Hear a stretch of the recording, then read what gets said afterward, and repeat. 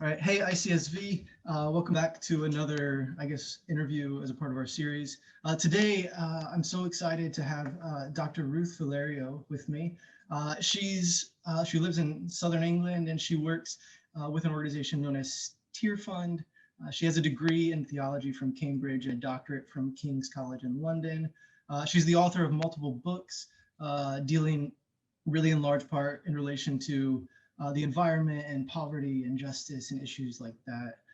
She longs to see caring for God's creation become an integral part of the church, and she does her best to practice what she preaches. She does a lot dealing with the environment and to care for the environment with her personally and with her family. So thank you so much, Dr. Valerio, for being with us. Is there anything that I should add to that introduction? Anything that you would add? Anything I said incorrectly? No, that's fine. But I'd like to know I'm a mum as well with two, one high school age daughter and one daughter who's just gone to university. Okay, So great. kind of similar age to some of you watching this. Yeah, absolutely. Good. So tell us a little bit more about, I guess, what you do. Tell us about Tear Fund. Tell us about your role there and kind of what that looks like. So Tear Fund is a Christian relief and development and advocacy organisation. We work in about 50 countries around the world, and our primary mandate is to work with the local church to help people lift themselves out of poverty. So we work in some of the poorest communities in the world and work very much through the local church on a whole range of issues, but mobilising and equipping churches in those really poor communities to help alleviate poverty. My work, I'm a director there, and I oversee our advocacy work. So that's the work that's really focused on calling on governments wherever in the world, maybe in the UK where I'm based, but in the countries where we work as well, calling on governments and businesses to make changes, to make those big changes that will impact the lives of people living in poverty. And I also oversee our theological thinking, our Christian thinking, because we're a Christian organisation. Our work is underpinned by a Christian framework, and the thinking around that sits within the work that I oversee as well. And then just personally, I'm, as you said, very active writing and speaking to the church in whatever country and helping Christians understand where caring for the environment is an integral part of the Christian faith.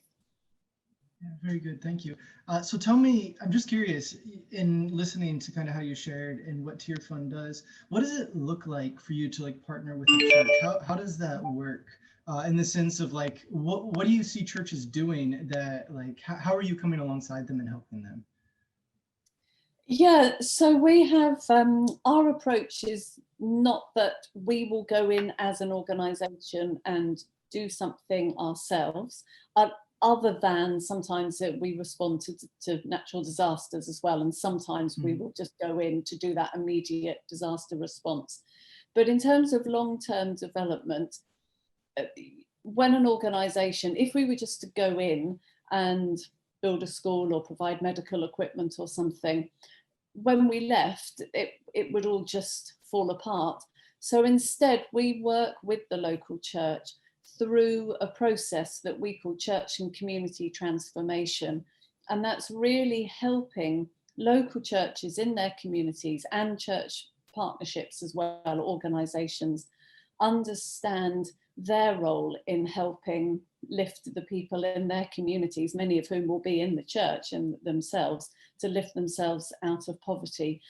One example of that would be something that we call self-help groups in Ethiopia, and these are run by churches, and they're like a little savings schemes, often with women, because we find that if we focus on the women, we will impact the communities most. So and we're talking about the women who are right at the bottom of society. Some of them may only have one dress, won't be able to have enough food. We start with them, and they may literally start with 2 cents, 2 euros, 2 pence, whatever it is. They just will put a tiny bit of money into this savings scheme. There may be 10 or 12 of them, and they pool those resources. When they've saved up enough, that what they will then lend that money to one woman, who is then able to go on and use that to invest and start something up.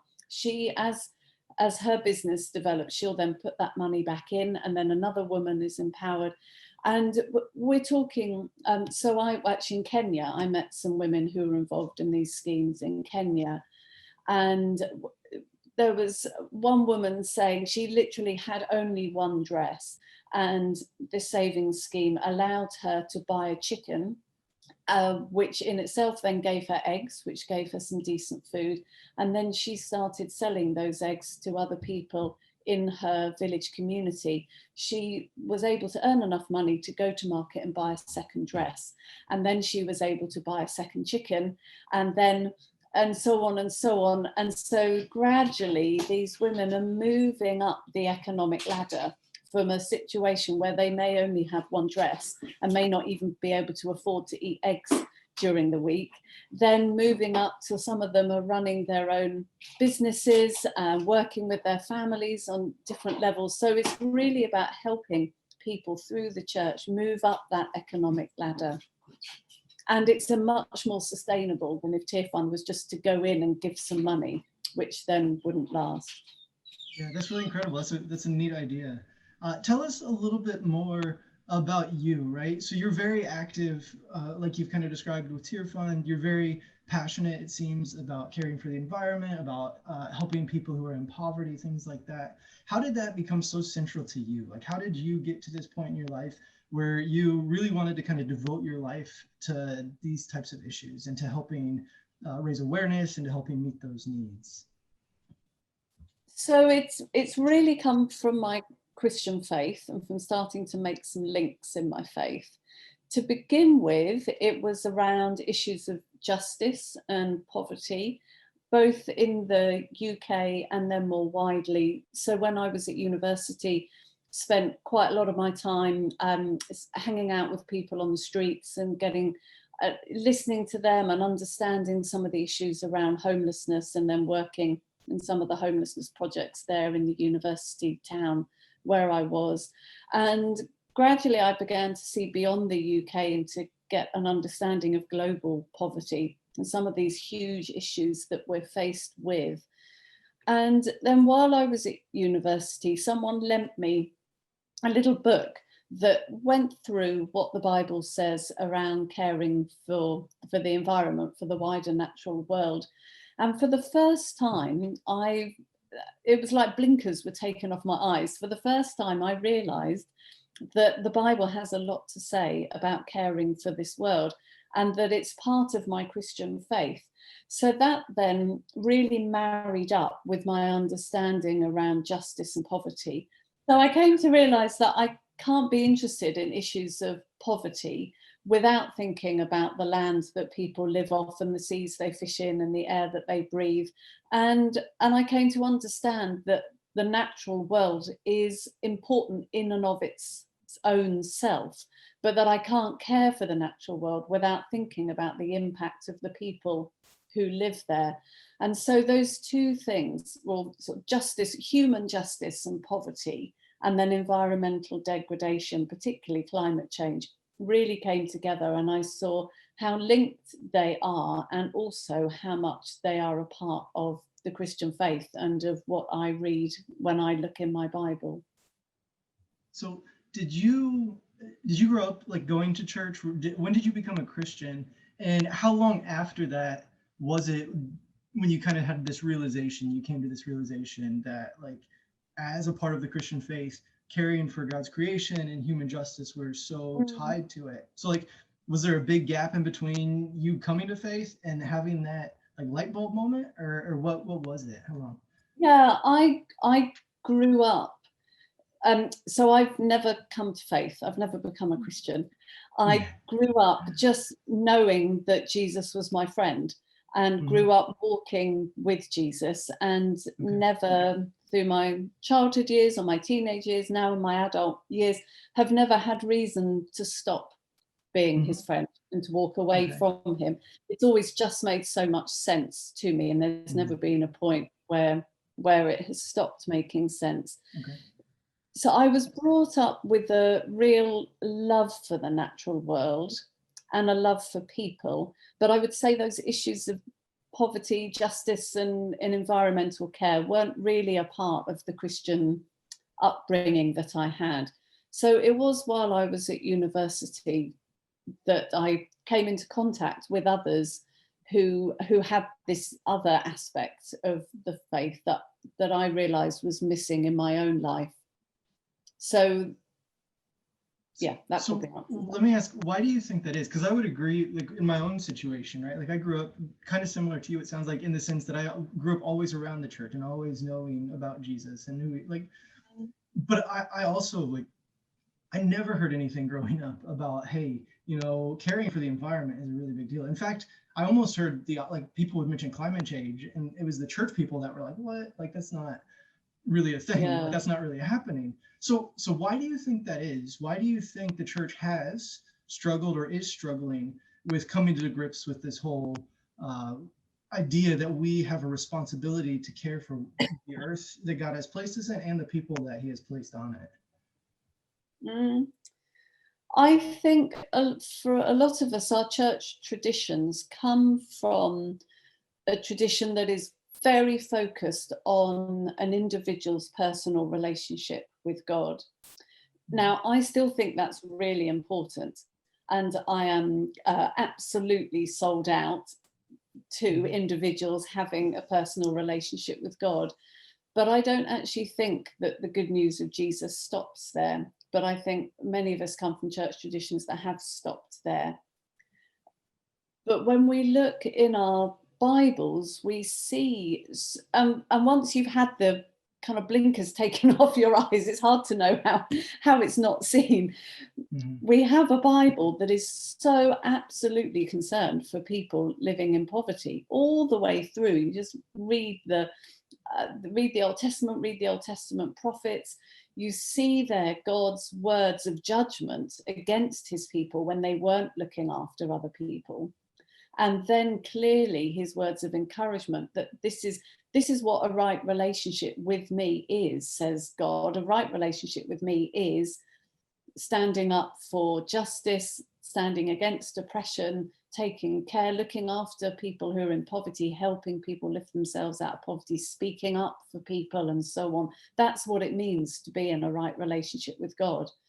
And then all of that is founded on the very basic assertion that this world has been made by God and he loves it. And I think we have come under a Christian understanding that separates out what we would call the spiritual from the earthly. And we think we're going to be whisked off to heaven and are going to spend the rest of our days up there, wherever there is. And therefore this earth is a bit valueless and there's no point looking after it. But actually that's a Greek dualistic way of looking at reality. Doesn't reflect the very holistic and earthy picture of reality that we have in the Bible. And the environmental crisis that we are faced with, I think, has jolted us out of that very narrow individualistic view and has forced us to ask the question, does our Christian faith have anything to say to that? And actually, when we look back, we realise that all through church history, there were wonderful people who were coming with a different view. I mean, St. Francis is a really clear example of that. You look at the Franciscan example and the Celts. For me in the UK, looking at the Celtic tradition, very rooted in the natural world. So there is a long and a strong Christian heritage that does see taking care of this world as part of what the Christian faith is about. That's really good. So let's talk for just the last few minutes. Let's talk some practical things, if we can. You wrote a book called Ella's for Lifestyle, and in it you describe a lot of like practical ways that people can better care for the environment. So I'm Mm. curious, like, what changes have you or you and your family made, and how have they kind of impacted your life, and how have they impacted maybe even your faith, when it comes to like making changes to care for the environment? Yeah, oh, so much. So years and years and years ago, right at the start of my adult life, a very long time ago, I did my church, someone in my church did a little questionnaire, kind of how green is your life? And it had statements in it like I recycle or I use low energy light bulbs. So this was like 25 years ago, before any of that was normal. And at that point, I had already got this understanding, and sort of biblically, I got it. But I did this survey and I realized, my goodness, I'm not doing anything about it. I'm not living it out. I'm a hypocrite. So I set myself the task of working through this survey and changing my lifestyle.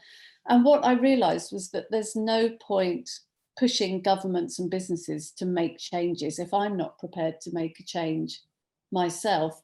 So I set myself the goal of trying to live my life in a way that does as little damage to the natural world as possible, and hopefully even helps it. So over the years, that has revolutionized my life.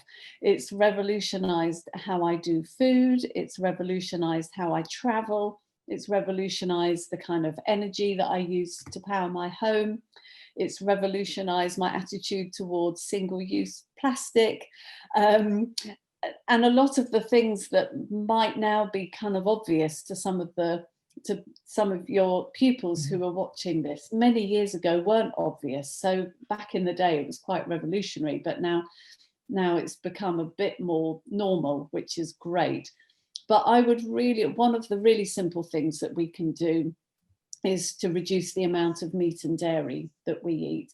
And I would say to everybody to start there and to significantly change your diet, so that if you do still want to eat meat, that's fine. Just eat a small amount once or twice a week, but have the majority of your diet vegetable and grain based. And you'll make a big difference just by doing that. And then you can think about your travel and how often you fly, and you can take it on from there. Yeah. So what else about, like, say I'm a high school student, right? And I'm living with my parents still. I could maybe I could do that, and I could eat less meat and things like that. What else could I do, Mm. right? I can't necessarily go and like get my parents to change all the lights, or I can't, there might be some things that I'm limited in being able to do because I live with my family and things like that. What are some other things maybe that high school students could do, right? They could start by watching their meat and dairy intake, but what else is possible, do you think? Well, you do actually have a huge amount of power to pester your parents and be a complete nuisance, and Mhm. set them the challenge of saying, come on, as a family, let's see what changes we Yeah. can make. So you may not pay the energy bill yourself, but you could still talk to your parents about changing their energy provider so they're getting their energy from a green energy provider. And I would get involved in different climate change campaigns. So at Tier Fund, we've got a really strong focus, particularly this year, because there's some big UN climate talks happening at the end of this year. So we've got a strong focus on campaigning around climate change. And I would recommend have a look up. It's called We Are Tier Fund, and that will give you. It's designed for young people such as your kind of age. Have a look and see the different things that are there. See the campaign things that you can get involved with. I'd really encourage you. I think there are three things that we can all do, and I often talk about we respond by standing in the gap. We give, we act, we pray. All of you can give. You will be getting some sort of pocket money or allowance or something. And I'd really challenge you, how are you using that? And are you using some of it to help and to bless others? So give some of your money to support an organization that's working in this money, and get that habit in your life. And then act. There's the individual actions that you can take, but alongside those individual actions, you can also act by using your voice and getting involved in campaigning. Look at the difference that Greta Thunberg has had. You know, when we're prepared to stand up and speak out, we will make a difference. And then finally, pray. And that might seem an odd thing to put in, but I really believe that prayer makes a difference. And for me, prayer undergirds everything, all of the action that I take. So give, act, and pray. And together, I think that adds up to making a big difference. Yeah, definitely. All right, I have two more questions for you. The first one of these is, have you seen like organizations, are there things that organizations have done to become greener or to care for the environment more? So I'm thinking like we have students who are a part of student government and they're constantly looking to improve things around the school. Are there things you think that they as a student government or we as a school could, I guess, embrace or try and take on to become greener as a school, to better, I mean, we're a Christian school, like we want to have a good testimony, not only to our students, but to the world around us, the community around us. And one of the ways that I think we can do that is by showing that we do care for the environment and that we're trying to take care of what God has given us and steward it well. So on a more organizational level, what are some things that you've seen or that you've been a part of that you think work or are like feasible options? So I think for every level, whether it's individual or organizational or campaigning, I would focus on 4 areas. The food we eat, the way we get around, the energy we use, and the things that we throw away. And those 4 categories would be great categories for you to think about as an organization. So the food that you eat, think about your canteen. Could you go default veg and change the canteen? So maybe 1 or 2 meals a week are meat, but actually you turn it, revolutionize it. So the majority of the meals just by default are meat free. Think about the energy that your school uses. You would be able to persuade your school to switch to a green energy supplier. Have a look at that and think about how much energy you use. Are lights left on? What about computers? Are they left on overnight? What things could you do to reduce your energy? Think about the travel. You'll have to think about that in your own ways. What would changing your travel habits mean to you as an organization? And then the things that you throw away. Do you have single-use water bottles in the canteen? What about your paper? Is it all recycled? There's so many different examples. So there's lots of things that you could look at there within those 4 categories. Okay, good. And finally, say there are students that are watching and listening to this and they want to know more and they want to dig into this more, maybe on a theological level and say, I want to know more about what the Bible says, or maybe just on I want to find out about organizations that are doing things, or just kind of a general, like I want to know more about these types of issues, right? Do you have any recommendations of like resources, authors they should read, speakers they might want to like YouTube and watch? Where would you direct students who want to know more about some of this stuff? I think I'd direct them first to my website, because there's good articles up there and also links to some of the things that I've written. So Ellie's for Lifestyle that you mentioned would be a great place to start. And then another book called Saying Yes to Life. So all of the details are up there. So my name's Ruth Valerio. I think you can see it on the screen. So if you just put Ruth Valerio into your search engine, my website will come up. Have a look at the different resources that are on Tier Fund. And we have a website called Tier Fund Learn that has more in-depth resources to our main website. There's a woman called Catherine Hayhoe, who is a brilliant Canadian Christian climate scientist, and she's absolutely fantastic. So I would have a look at some of her stuff as well. But start there, and that will probably give you enough to get going. Yeah, perfect. That's so helpful. And when we post this to the students, we'll link your website and things like that so people can into your fund as well, so they Right. can go and they can look at it and things like that. So Thank we'll you. definitely give them access. Thank you so much for being with us. Thank you for taking the time out of your, I'm sure it's busy schedule, to just talk with me and hopefully, give some insight to some of these things for our students. Yeah, you're welcome. And I hope it's really helpful for all of you watching. You are the generation, we've messed up, my generation and before. And I'm really sorry. You are the ones inheriting a complete mess. And genuinely, I am sorry for that. So you guys have got to get to grips with this and really make the changes in your own lives as well and then be pushing people of my age and older who are in more positions of power now to be making the right decisions. So I hope this is helpful, and go for it.